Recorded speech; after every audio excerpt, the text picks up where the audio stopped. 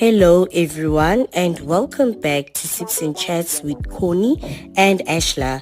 Today we are diving into an extraordinary story of innovation, resilience and empowerment. Our guest is someone whose work has left a lasting impact on the tech and entrepreneurship landscape. She's the founder of Vendedy, a platform that revolutionized opportunities for street vendors. And she now leads a global startup ecosystem as its visionary CEO. Please join me in welcoming the remarkable Christine Souffrant Ntim. Christine's story is truly inspiring. Starting out in banking, she made the bold decision to shift gears and create Vendedy, a platform focused on empowering street vendors in emerging markets. This transition wasn't just about starting a business. It was about addressing real challenges and creating new opportunities where they were needed the most. Through her leadership at the global startup ecosystem, Christine has championed tech solutions that directly benefit developing economies. These innovations are breaking down barriers and creating opportunities for women entrepreneurs in regions like South Africa, where access to resources have often been limited. Christine's journey highlights the challenges women face in the tech industry. As a woman in tech, she has overcome significant hurdles from confronting biases to carving out a space in a male-dominated industry. Her experiences are a testament to the power of persistence and serve as an inspiration for young women aspiring to enter the space. Cross-border trade has become an exciting area of growth, particularly for entrepreneurs in South Africa looking to expand their businesses into international markets like the US. Christine's expertise sheds light on the critical steps needed to make that leap, including building global networks, leveraging technology, and understanding the nuances of international markets. The future of technology holds incredible promise for African startups and small businesses. Emerging technologies like artificial intelligence, blockchain, and fintech solutions are poised to transform the way entrepreneurs work, helping them innovate and scale faster than ever before. Christine, thank you so much for joining us here at Sips and Chats. It's an honor to have you with us, and I'm super excited about the conversation that we're going to be having today. How are you today?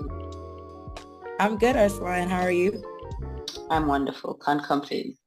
How has South Africa been for you? Is this your first time? And do you by any chance have like a favorite experience? Something I know there's something that you're gonna take away. There's definitely something that you're gonna go back home with and be like, yeah, South Africa. How has your experience been so far? Well, I'm gonna say it's been great.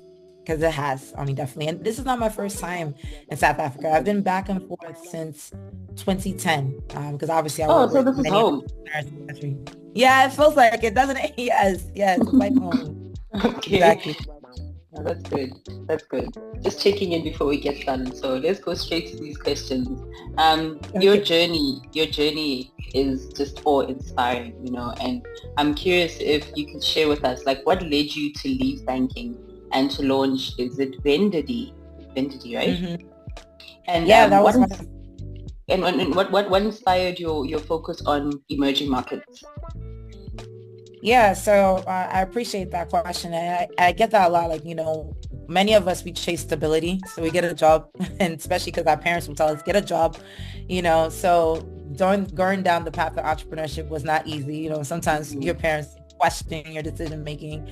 But, I really went into entrepreneurship, started my first business because I just knew I was very entrepreneurial, and my parents should know better because every woman in my family was entrepreneurs, whether they were street vendors, whether they were hustling, selling products. everybody. I mean, you know, when you come from a family for entrepreneurs, it's not a debate that you're going to end up to be the same way. And so I knew that was going to be my future for sure. So when I quit my job to start my first business, the inception for that, which is Vendedy, was really from my upbringing. So I know my American accent is like, oh, she's an American girl. But I actually grew up in the Caribbean. I grew up in Haiti. And as a Haitian American growing up in Haiti, everywhere you turn is street markets. I mean, here, you know, everywhere someone's selling in the street, something, food, water, vegetables, fruits, anything. I mean, everyone's a hustler when they need to be, right? Yep. And so I grew up around that, right? And so when I got to the US, you know, my first business idea was really, how do we change people's access to street markets? Where for me, I was traveling to a lot of countries, and the first place I would go to was a street market. Even when I first came to South Africa in 2010, I went shopping at the street market because you get better deals, unique stuff, it's more vibrant, a lot is going on. And so that business really went viral, because sometimes when you're solving a problem for yourself, you're solving the problem for other people who have the same issue. And I didn't recognize it until it went viral. And so that first business, obviously, I made the Forbes list and was able to grow and expand. And that was my first business that really broke me into the world of entrepreneurship. And since then, I've launched multiple businesses, but that was the inception, starting with where I come from and building a solution for that. Wow, I love that. And I think the best way to immerse yourself in any culture, start with their street market. So yes. So through your work with GSE, you've been instrumental in driving tech innovation in developing countries. How do you see these advancements benefiting women entrepreneurs, particularly in Southern Africa? It's so true. I mean, first and foremost, like, when I started doing programs for entrepreneurs in emerging markets, I want to go back to like the time like 2012, 2013, 2014, because right now Africa's cool. Everyone wants to be in Africa right now. Everyone wants to be in South Africa, Ghana, Kenya, Nigeria. You know, it's just cool and hip African right now. But there was a time where people did not admire innovation coming from the continent. Let's be very frank and honest. And so it's very interesting to see everyone change the narrative now, but I was on the ground and I knew when I was doing programs, going to entrepreneurs, talking to them, advising them, you know, when people are looking at you like you're wasting your time, right? And to be honest with you, almost every business I started was out of anger, because I was angry at the disposition of the people that I loved. And so when I started GSE, first of all, GSE helps entrepreneurs to launch and build their companies. And we run an annual accelerated program training entrepreneurs on pretty much helping them along the entrepreneurial journey, knowing what to expect to launch your business, build a product, get it to market. So when they go out there, entrepreneurship is still hard, but at least you have a series of programs to tell you this is what to expect. So you're not like, you know, a deer in the headlights, like, oh my gosh, this is a lot. And so fast forward to today, when it comes to what's happening in the tech industry and what's happening in the entrepreneurship scene, now you can find programs, you can find resources, you can find networks to tap into. However, I would say the disadvantage is not access to resources. I think the disadvantage is the perception that people have for women entrepreneurs. And it's frustrating. You probably know my background. I'm a mother, I'm a wife, right? So there's a lot of expectations that we as women have for supporting family, even if we're building a business. That obligation does not just evaporate and just fly away, right? You still have to do certain things for your family, and that puts an added burden to us as female entrepreneurs, in addition to proving that we have merit when we're going to a boardroom and pitching our business and going to an investor and pitching our business.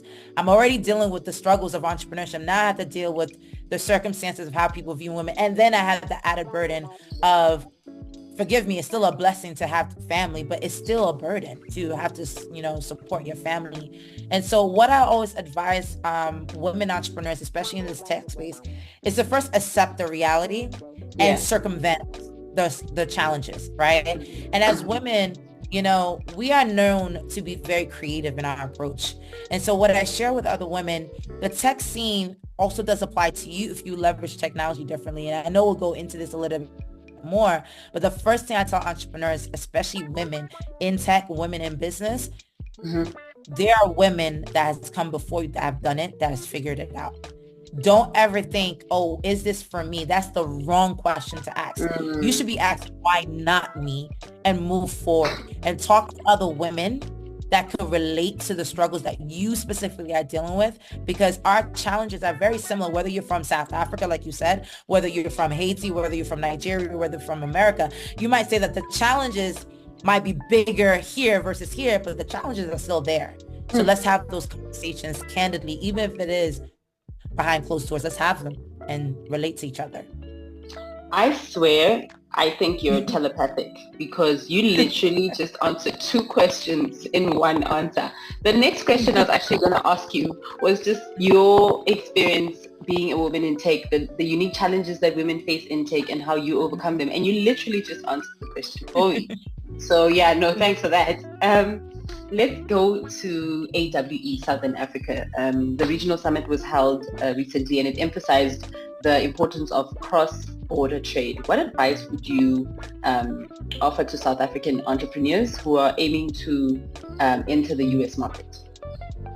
Yeah, so first and foremost, for all my entrepreneurs, especially my female entrepreneurs who are trying to enter the US market, like I said, it's cool to be African right now. I want to reiterate that, because when you are in your own situation, you can't see what others see you, how others see you. So I'm coming from the outside, coming in and telling you, like, everyone is looking at African music, African food, African products. I mean, there's a huge beauty revolution right now being powered by African products. We're doing this call right now. What do you see me wearing? African prints. To be honest with you, more diasporans and foreigners are wearing African prints than Africans sometimes. It's crazy what I'm seeing in the global market. And so many people want to relocate and live in Africa, travel to Africa.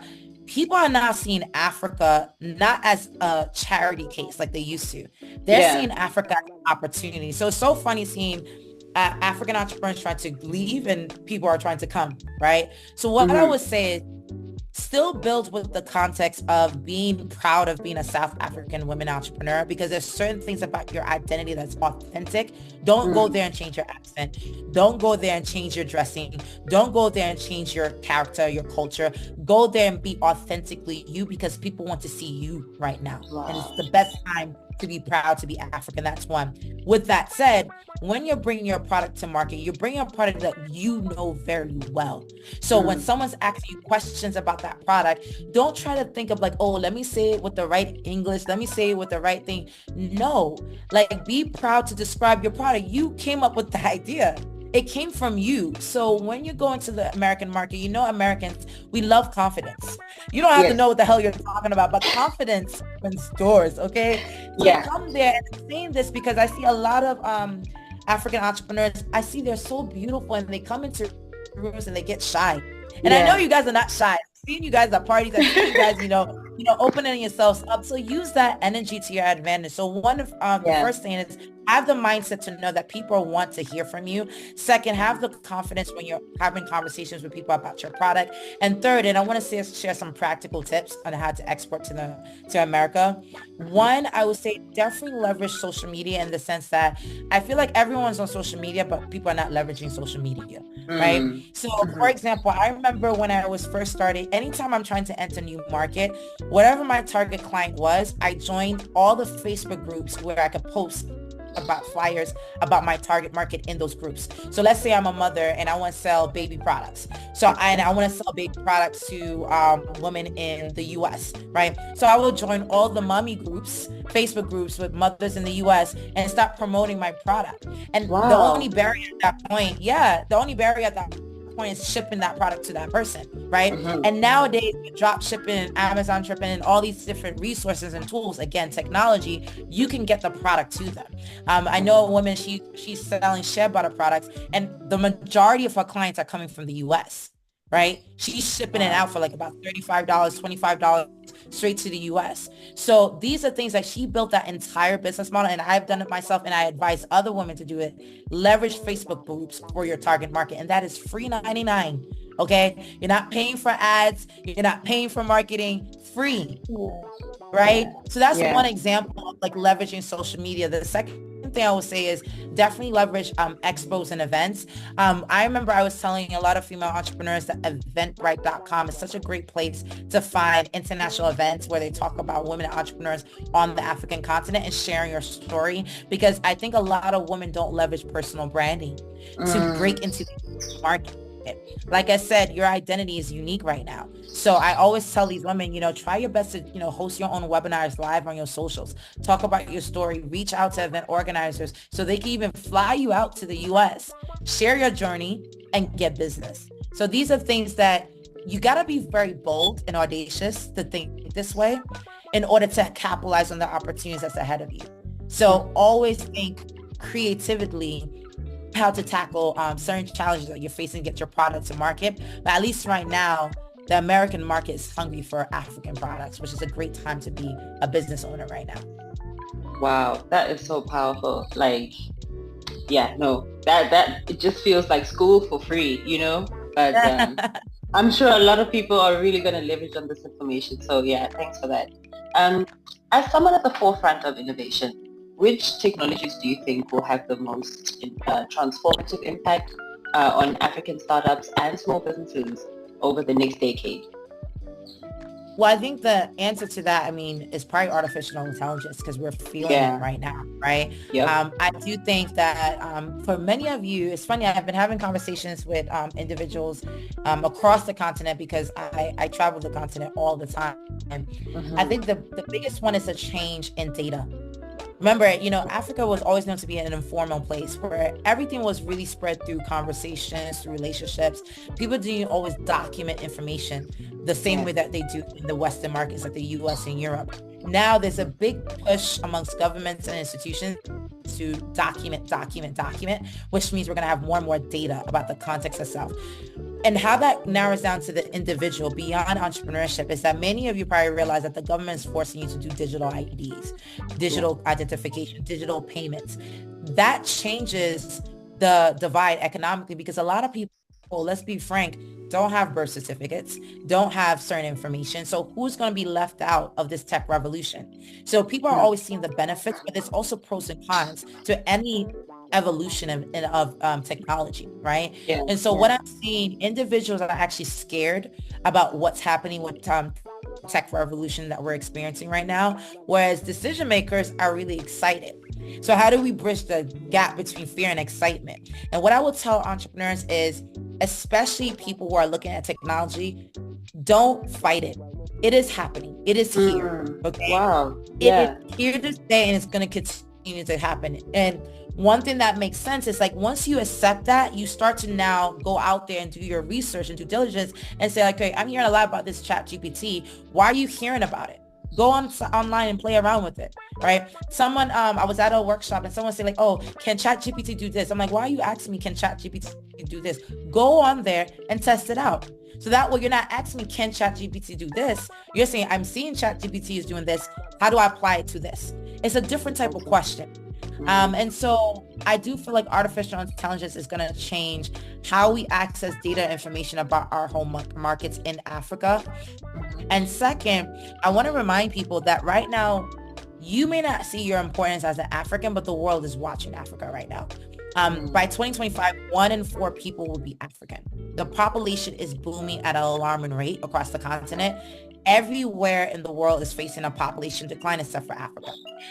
Wow. Which means all of you, especially for my young entrepreneurs or young people who are just not finding jobs, they're going to need the African talent.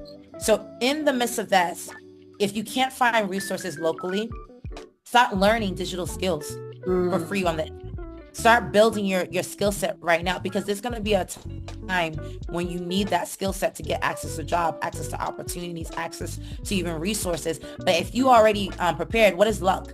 Luck is preparation meets opportunity. That's what luck really is, right? Put yourself in a position for opportunity and start preparing from now, because when they say who has AI skills right now, if you're the only person that has been studying, even informally, because we have a culture for degrees and certifications, even if you informally, you will be the one that's ahead of everyone in your pack. So get out there and learn it. Wow. How do you balance it all? Mom, wife, entrepreneur, Christine, like, where do you find that balance? Listen, balance really starts with boundaries. I say no a lot, okay? No full stop, no explanation, no reason. As women, we talk too much.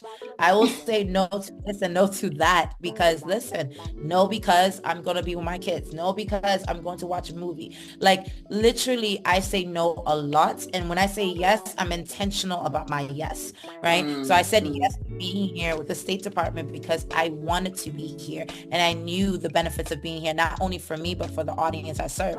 But there were 4 other engagements that I said no to as well. Right. So I think first and foremost, balance starts with creating boundaries. Say no more. The second thing is, I always tell people out of any title that I've ever accumulated in my career, being a wife and a mother is the best titles I've ever held. And I'm so grateful to God for it. My kids, like, talk about motivation. Like they really just drive you on a level that you say, I cannot fail. It's not an option. For those of you who are mothers listening, when you are a mother, that day when God has blessed you to become pregnant and to have a child and bring that child to the world, you just operate on a different level of conviction and commitment. Like there's no comparison. That's the reason why the majority of business people, by the way, are mothers, to be honest with you. The majority of economy are mothers. Let's be very frank. That just tells you the resilience that motherhood brings you as an individual. And so I would say that, my children come first always. I've even exposed my children to my career. It's not like a separate thing where I hear the mommy's doing this. I've taken my child to tech conferences. And I've told people before, there were times where I was the only mother with my daughters at the conference, right? And to this day, they've been exposed to so much. So it's a balance of exposing your children to your industry. So for them, it's not a big deal for them to enter it, right? Because it is a male-dominated industry. But second, enjoying the fruits of your labor of knowing that a lot of people say that they accomplish certain things in their career because of their children, because of their family. So don't let your family pay the price of your success. I do lose opportunities, to be honest with you, just to be with my family. Yeah. And I'm okay with it because it's okay, to me, it's not losing an opportunity. It's me being able to gain time and energy with my kids. Which is who you do it for at the end of the day, Exactly. Christine, thank you so much. You are a powerful woman, and just to see your power, to see you use your power to empower others, it's inspiring. Thank you so much for just spending time with us today. Thank you for the world of knowledge and insight that you've shared. I'm sure that there are many entrepreneurs, most particularly female entrepreneurs, who are going to take this and run with it. And I really cannot wait to see how much more, you've done big things, but it's very clear that there's more to come. So I'm very much looking forward to that. Thank you so much. And Ursula, stay in touch with me, please, because I've been following you too. You are no joke. So I be seeing you in these streets. So yeah, look at you being surprised. I check you too. So keep it up. And thank you for giving me a platform to share with your audience. You're phenomenal. You're beautiful. And I appreciate it. Thank you so much. You're made. Thank you, Christine. All right, everyone. I hope that you guys enjoyed that interview as much as I did. The insight, the knowledge. I feel so empowered to just keep going. And I hope that someone out there is going to take all of that information and do the most with it. It's our time. The time is now on everything. So go out there and get yours. Be sure to follow Christine on her socials. Just so that I'm accurate, I'm going to check here. Christine Souffrant. I hope I'm pronouncing that correctly. Ntim. I just want to make sure that I have the exact... Yeah, so she's at Christine Ntim. That's Ntim on Instagram. Do yourself a favor. No need to thank me. Just do yourself a favor. Until next time, see you. Lou.